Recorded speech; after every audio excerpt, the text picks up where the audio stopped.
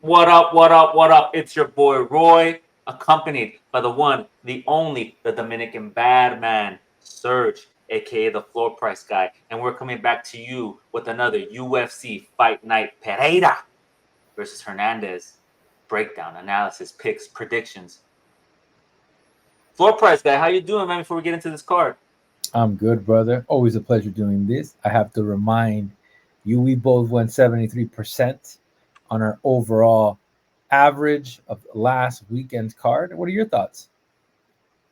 Yeah, as we went over it in our reaction video, if you saw it, just go in our playlist, look at our UFC reaction videos, and you'll see we discussed that in depth. But yeah, we had 73%. Let's get into this card. So kicking off the card here, we have a heavyweight bout. Robeles Despaigne up against Austin Lane. Despaigne is 5-1 and is 4-5 in their last 5 bouts, last losing via unanimous decision to Waldo Cortes Acosta. In his loss, he showed vulnerability towards grappling, where he was taken down 3 of 4 times and controlled for nearly 10 minutes. A weakness was exposed in that fight. Despite that, he is a big boy with powerful strikes. He has the height, reach, and striking advantage over Lane. Lane is 12-5 and is 2-5 in their last 5 bouts, last losing to Jonathan Dines via left hook KO. His path to victory would have to be to minimize the distance, secure the clinch, and possibly take down Despaigne. Will he, though? He has yet to win in the UFC. If you look at his last 5 losses, they are all by way of KO. So his chin is a little suspect. I think for me, Despaigne is going to be the pick. He's going to knock him out within 1 to 2 rounds. What do you think? I think this is a very entertaining fight. There's a lot to kind of look from this fight. Um, did my man Robelli Despines, shout out to Cuba. They got good el cafecito. They got good coffee over there. But listen, I digress. Let me go back into this. This animal is still minus 385 versus Lane. One of the things with Lane, he's acceptable, to bigger and power, fighters. If you remember, you go back into 2018, he got knocked out by Greg Hardy. And this sort of reminds me of this, right? They're bringing a cat and they're in the bottom of the prelims, Roy. I think they're punishing the boys. They're punishing my man Robelis. My man Robelis did not look good against Acosta. By the way, Acosta is Dominican, so shout out to my man. My man didn't really, he just took him down. And shout out to him. He exposed, like you said, that weakness. Now, does history repeat itself? I don't think so, champ. I think Robelis gets it done in the first round via knockout, unless Mr. Lane comes out with something new that we haven't seen yet. But I got to give it to Robelis, and I have to give it to Lowe. Yeah, I'm gonna go with the medium, and I want to say I disagree with you. I don't think they're trying to punish them. I think they're trying to get Despaigne back in the win column. They see something in him. He's 6'7". He's a heavyweight. He's big. He does have that vulnerability, but I think with this fight, it's an easy fight for him to get back to the win column. He's gonna knock out this chinny guy in Austin Lane, and Like we'll move that? on from there. Yeah, it's gonna be a Yeah. medium for me. Okay. Next up, we have a treat for price guy. We have three women's bouts. Kicking off the first of 3 is a straw weight bout between Alice Ardelean versus Melissa Martinez. Alice is 9-6 and is 4-5 in their last 5 bouts, last losing to Shauna Bannon via split decision. Martinez, on the other end, is 7-1 and is 4-5 in their last 5 bouts, last losing to Elise Reed via unanimous decision. Before I go into who I'm picking and why, I want to hear your thoughts, Floor Price. Who are you going with in this exciting, thrilling second bout of the card? Well, listen. This is both the girls are getting kind of their feet wet in the UFC. One of the things, and they're giving Martinez the plus the minus 155 favorite. Um, it's intriguing, right? So Alice did fought Wei Ling back in the day, and prior to that, her last loss was a split decision to Shauna Bannon. It was close, but they're giving. I got to go with Melissa. I think Melissa takes it. Um, she had an okay display with Elise Reed. Let's see where it goes. This has to be on a low, champ. I'm gonna go actually with the underdog and Elise Ardelean. I think she's in comparison to Martinez, she's good in the clinch and has the advantage when it comes to grappling. Her cardio isn't that bad. So if you look at her last fight, she did lose via split decision. But if you remember correctly, she took that fight on short notice. So losing via split decision on a short notice isn't bad. I want to see what she could do with the full camp, coming in with a solid game plan. Martinez on the other end, she hasn't fought in more than 2 years, and she is coming into this fight on short notice. So how is she going to look? She doesn't have much of a grappling game. I think that's where Ardelean is gonna surpass her in this match. But she is a good kickboxer. She has good striking. She has good footwork. But I don't know how she's gonna look after those 2 years. She was out with an injury. She is taking this fight on short notice. How's the cardio gonna look? What's the game plan gonna be? I'm gonna go with Alice to win this fight. It's gonna be low for myself as well. Next up, we have another women's strawweight bout. We have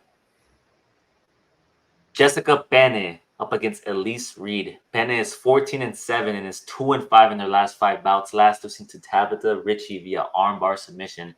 Reed on the other end is 7-4 and is 2-5 in their last 5 bouts. Last losing to Lupita Godinez via rear naked choke. They're both coming off submission losses. Who do you favor in this match and why, Floor Price Guy? This is a very interesting fight. Like Jessica Penne has not been as active as she once was. Like we got to remember, Jessica Penne, if I'm not mistaken, she fought for the belt when Joanna Champion was around, and after that, it's been a little bit inconsistency, right? Both girls have, 3 losses out of their last 5 fights. Um, but I have to tell you, when it comes to, I would say just activity alone, I think Elise has been the busier fighter. Again, I do not discredit Jessica Penne's submission game. She's a very good game. However, I think Elise Reed takes this one. I have to give it a low, champ. Yeah, I think Penne, in this fight here, she does have the advantage when it comes to the submission game. She's good off her back. Her issue is she can't take people down necessarily. So if she does find herself on her back, she does have the advantage there. 8 of her 14 wins are coming via submission. She's also getting up there in age. She's 41 years old, and she hasn't fought in about a year and a half. So what's her mindset going to be like? Is she still going to be, pursuing titleship contention? Contending? You could you do you want you could do so you do Contending for a titleship, or is she just here for a paycheck, right? Like that's the kind of things that I think about. Reed on the other end, she's known for her striking and does have the striking advantage against Penne. She's 31 years young. She has, the questions I have is, has she improved on her takedown defense? Will she be able to defend Penne's poor takedown defense? Will she be able to defend the submission attempts? How's her grappling game look? I think Reed does take this via decision, but it's going to be very low for me. I think her striking volume and output would be too much for Penne, who's getting up there in age. So Yeah, it's Reed for me 41. is It's a 10-year differential here, champ. So, yeah, you know what? I maybe this is Jessica Penne's last fight. Get the W, get it done. But again, like you said, the inconsistency. She did face Tabitha Ritchie though. Tabitha Ritchie is no joke. Um, but again, like it's just the consistency, right? So wish her the best. But I got to go with Reed. up next. Rounding off our women's bouts, we have a bantamweight bout with Jocelyn Edwards up against Tamaris Vidal. Edwards is 13-6-0 and is 3-5 in their last 5 bouts, last losing to Aileen Perez via unanimous decision. Vidal, on the other hand, is 7-3 and is 3-5 in their last 5 bouts, last losing to Melissa Gatto via body shot KO. Edwards up against Vidal, she does have the striking and grappling edge. In this fight, she has the height, the range, and will look to maintain the distance and look to secure takedowns and control Vidal. Vidal's a fighter that she likes to put the pressure by moving forward. She does throw punches, but she throws wild punches. Not a lot of technique behind them, and her grappling is okay. I think given the advantage on the feet and the grappling, Edwards is the overall better fighter. I'm going to have to go with Edwards in this fight. I'm going to say medium. to gut out a decision win. I think she's going to take her down. She's going to mix in the striking, mix in the control time, and kind of just win that way. Yeah, again, another intriguing fight, right? Like Jocelyn's last loss is to Aline Perez, and we saw what Aline Perez did, I think, a couple of weeks ago in France. I mean, full domination. There's a lot of bad blood between the girls, but I have to say she did okay against Perez in the match. It wasn't like super decisive that Perez won. That it was unanimous, but she was in there.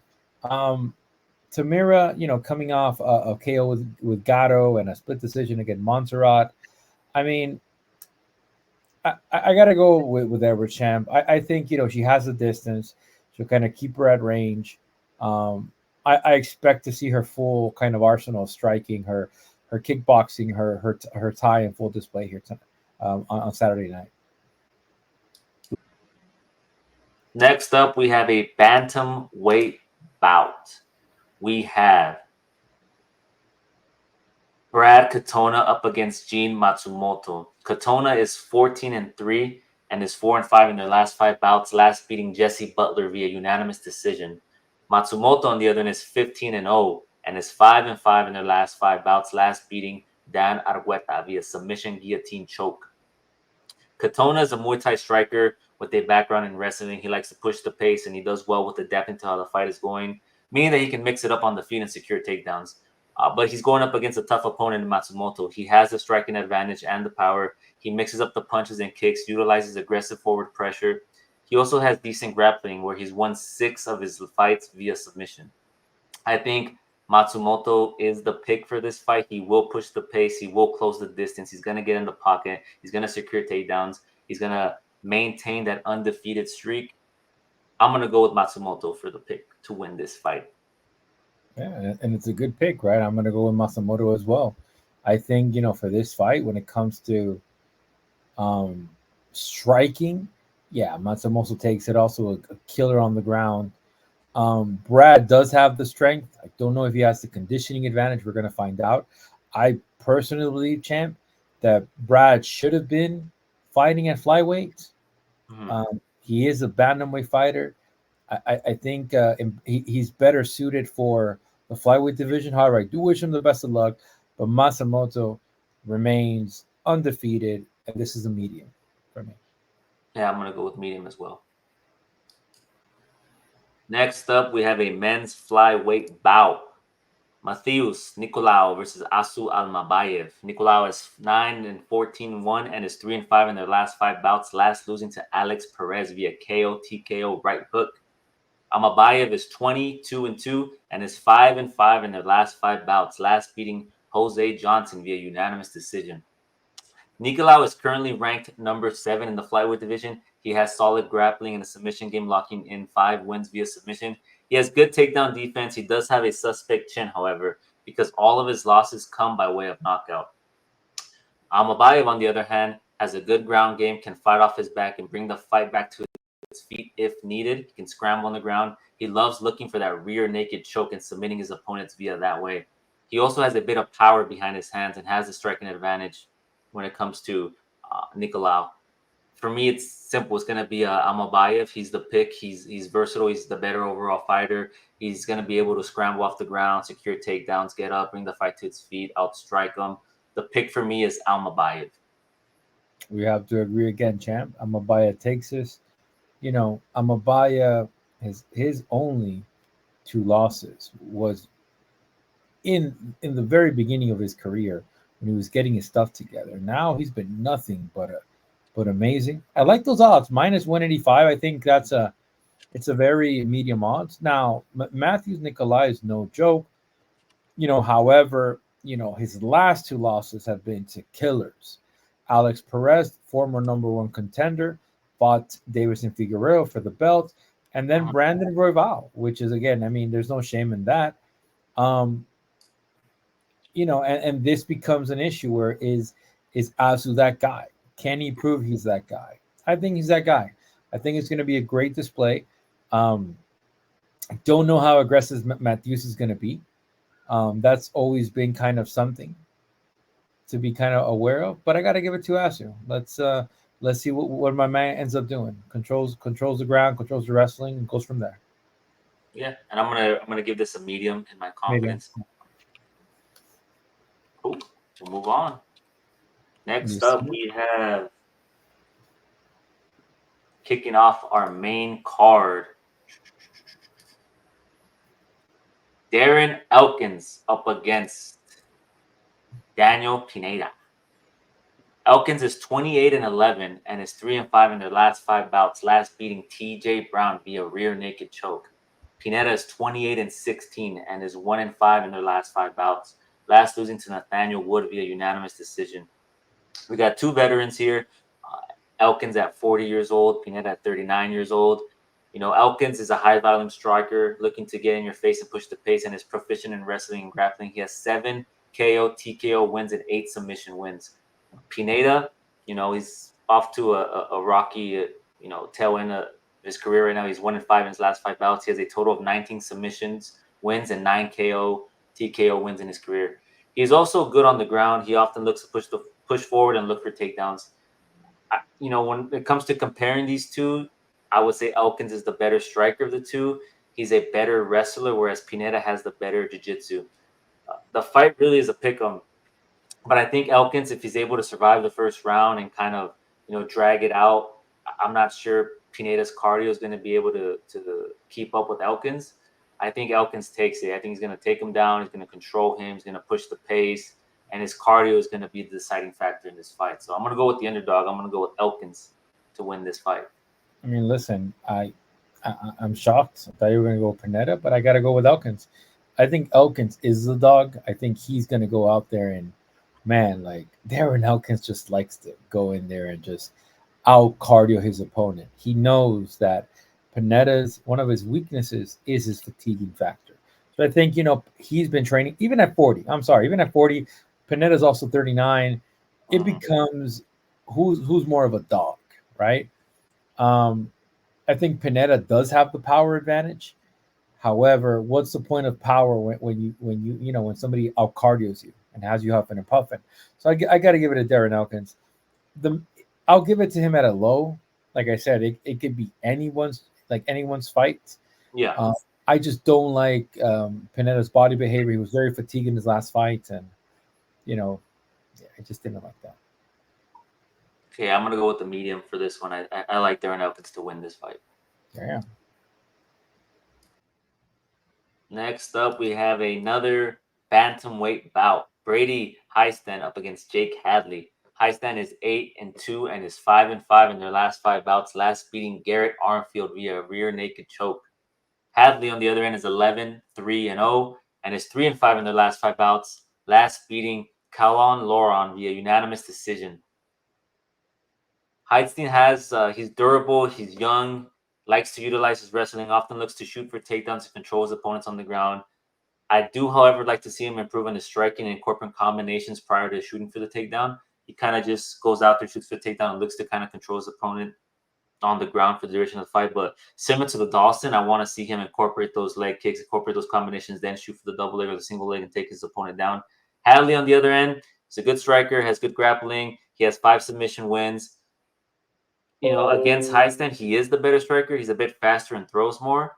I think, however, Hiestand's grappling advantage is what's going to win him this fight. I think he's going to put the pressure, he's going to control Hadley, and it's going to be a bit too much for him. So the pick for me is going to be Brady Hiestand. Hiestand, however you want to say it. Okay. Yeah, you know what? I also have to side with Hiestand, and I think he grinds this out to a decision. He has just a bit more reach, just a little bit. It's not really going to be a factor, I'll be honest with you. But he's a younger fighter. Yeah, he pushes the pace, and he's probably going to get it done by decision, honestly. Yeah, and I'm going to go with the medium for this one. I have to go with the low for this one. Next up, we have a bantamweight bout. Sumudaerji versus Charles Johnson. Sumudaerji. I don't know how would you say it, Pro Press? The Tibetan Eagle, bro. The Tibetan Eagle. The Tibetan Eagle. That's a lot easier, right? We're gonna go with the Tibetan Eagle. Is 16-6 and is 3-5 in their last 5 bouts, last losing to Tim Elliott via arm triangle choke. He's going up against Charles Johnson, who is 16-6-0 and is 3-5 in their last 5 bouts, last beating Joshua Van via right uppercut KO. Who do you have to win this fight and why? Before I get into my kind of little breakdown. Yeah, you know what, champ? I gotta go with Charles. I just like Charles' demeanor more. I like how excited he's been for these fights. I like how he KO'd Joshua Van. And I like Joshua Van. Joshua Van. I think both of us went for Joshua Van in UFC Noche de UFC, if I'm not mistaken. Yes. And Joshua Van's a hell of a competitor, hell of a boxer. Starts slow, but Charles is quick. The Tibetan Eagle is coming off from 2 losses. I gotta say, I'm a big fan of Tim Elliott. Tim Elliott is a good ground specialist. Triangle choke by Max Chanel. I don't know, champ. This is a very interesting fight because does he knock him out? Does Charles go ahead and try to mix up the wrestling of it, try to go for a submission? I don't know, but I will give this it's a 2-1 favorite. I gotta go with the medium. Charles gets it done. Yeah, I'm also gonna go with Charles Johnson. I think the Tibetan Eagle. His ground game has been a bit of a concern watching his fights. If you look at his record, he lost all 6 of his fights via submission. So despite that, he looks to mix it up with the striking, with the grappling. He has good striking offense. He usually picks his shots from a distance and at length, but his striking defense isn't the best. He gets hit. Johnson, on the other hand, he's a high volume striker. His kickboxing is nice. He has 6 wins via KO. He also has 4 submission wins. I think Johnson has a slight edge when it comes to the striking department because his striking defense is a lot better. He's able to, counter his shots and, pick his combinations and pick his shots accurately and throw with volume. His grappling isn't bad either. I want to look at the odds when they drop to see what the odds for Charles Johnson via submission would be. I wouldn't be mad at kind of putting a little bit money on that. I do think Charles Johnson is going to win, but I'm intrigued to see what the odds would be via submission. I think he's going to win, though, but via submission would be a nice little prop bet to put in. So Charles Johnson, I'm going to go with medium as well. I'm looking for him to finish it via submission. If not, he's going to get out a decision win.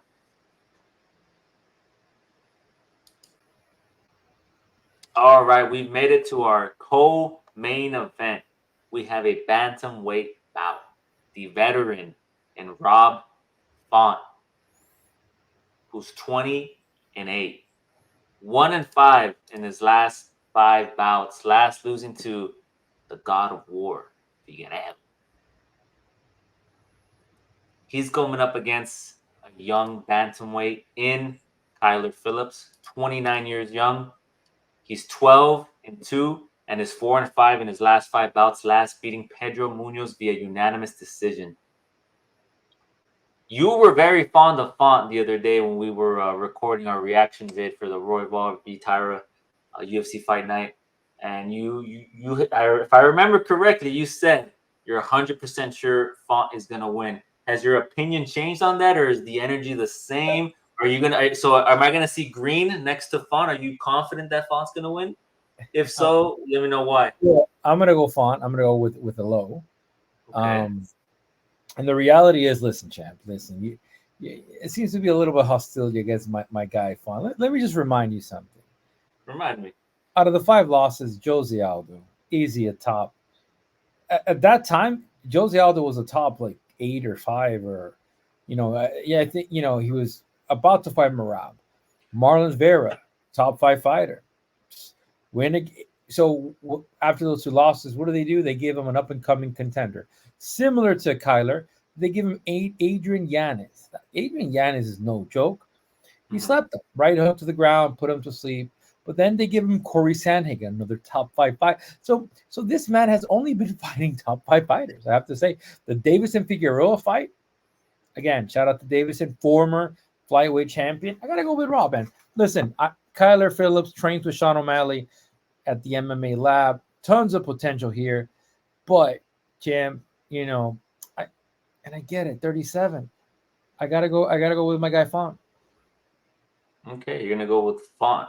So, you know, we all know what Font brings to the table, right? He likes to keep his opponents at bay with his precise striking. He also throws with volume. He's demonstrated throughout his career that he can either finish you or go the distance.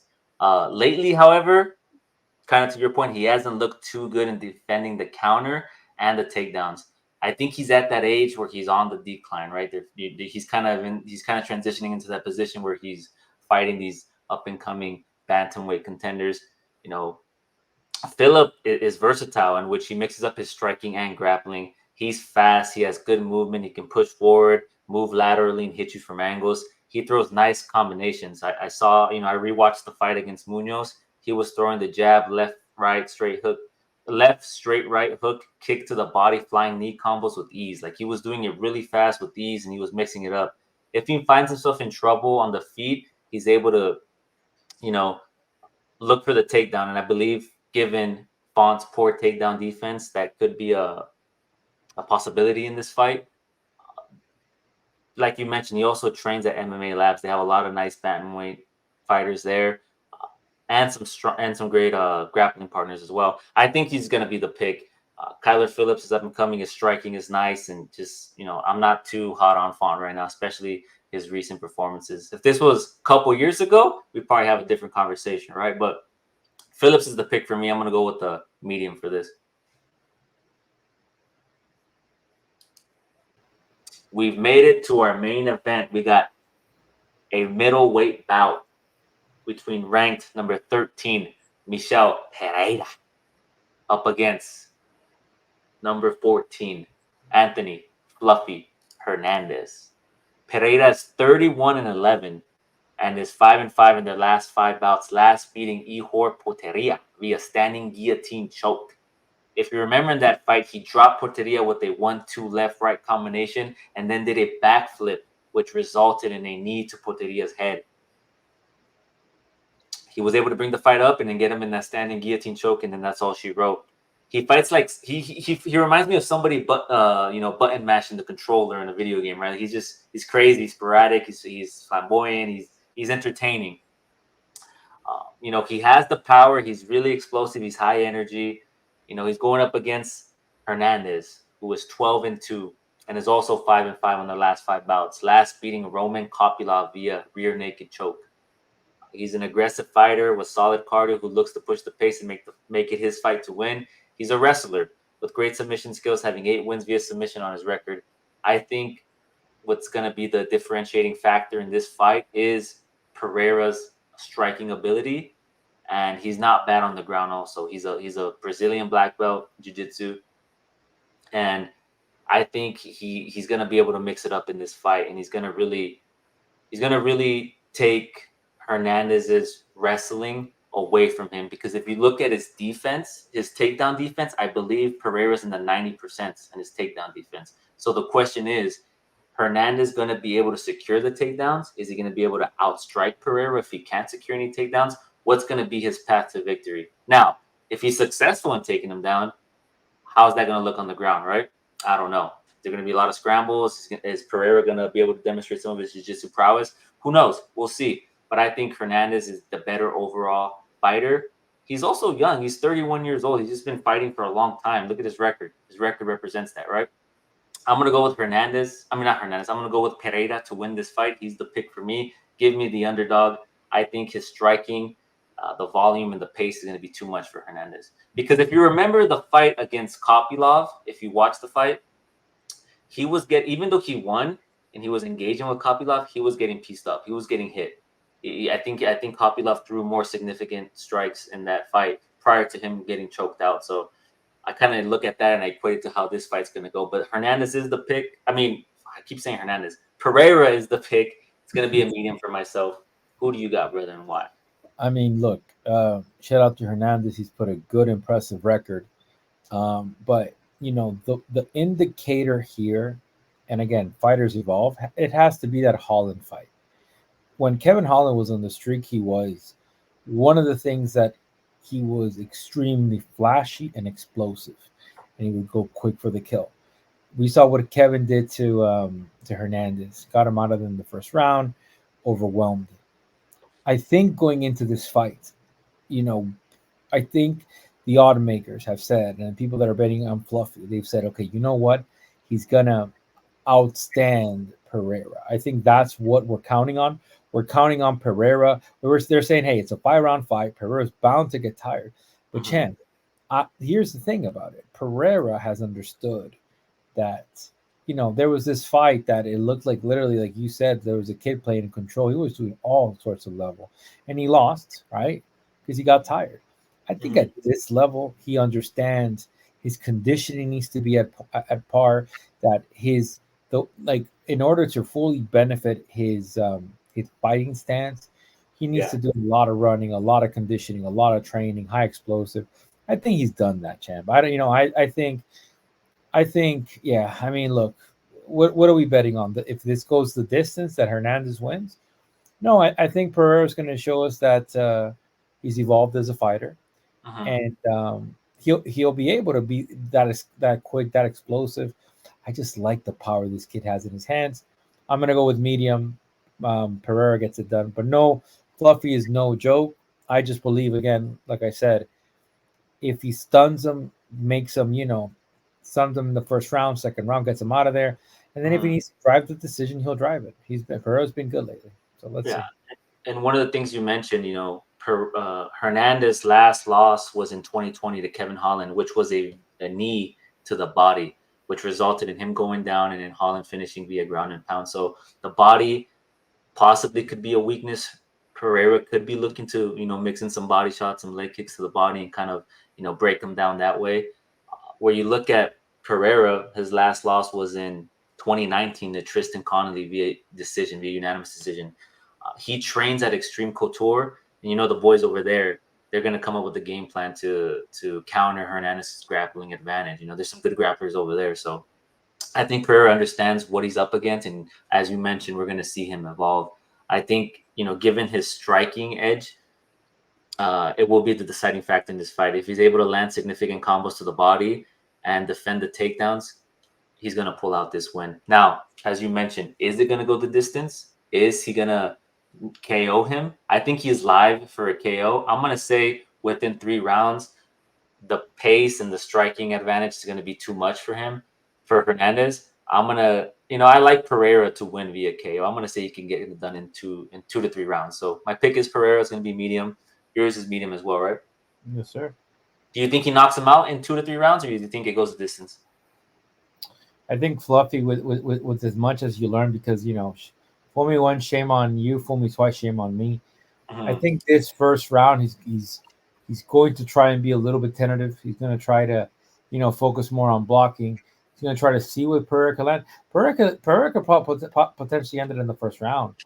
It all depends on, like, how much fuckery Pereira does. I don't think he's going to go that crazy. I think he's been a little bit more precise. So yeah, I gotta say, maybe he gets it done in the first 2 rounds. I see why not. But like I said before, as long as he's not throwing things just to throw them, we need calculated chaos in this fight. So Like that calculated chaos. So yeah, we're both going with Pereira to win this fight. We'll see what happens. There we have it. There are our picks for the fights. If you look at the color with the fighter's name, that gives us our confidence level. So red is low, yellow is medium, green is high. Here are our picks. Let us know if you disagree with us. Let us know if you agree with us. Let us know in the comments. Make sure you like, make sure you subscribe. Do not be stingy. I say it every week. Do not be stingy. Show some love. Hit a like, hit a subscribe, share. If you like the video, share, support us. We're also live on X. We are going to be alive during the fight, giving fight by fight analysis and round by round analysis with the live odds changing throughout the rounds. So make sure you show some love there. We do have articles printed out every week for the main event, so keep an eye out for that. I believe we will be doing one for this fight. I have to double yeah, check, but we should be doing one. And yeah, that's all I have. I'll see you guys on the next one. Floor price guy, any parting words for the people? yeah, brother, undefeated, undisputed. Mr. Rockfall gets it done. Take us out, champ. Boy said right. Clip that, guys. Let's see. Anyways, going back to what's next? What do we have coming up? We have our UFC post-fight reaction, which will be dropping on Sunday. And after that, we have UFC 308, Topuria versus Max Holloway. There's been a lot of chit-chat going back and forth. I'm interested to break down that card, break down kind of the back and forth, see what mental aspect can play a part in that fight. It could, maybe not. Who knows? We'll talk about that when we get there. Peace out, everybody.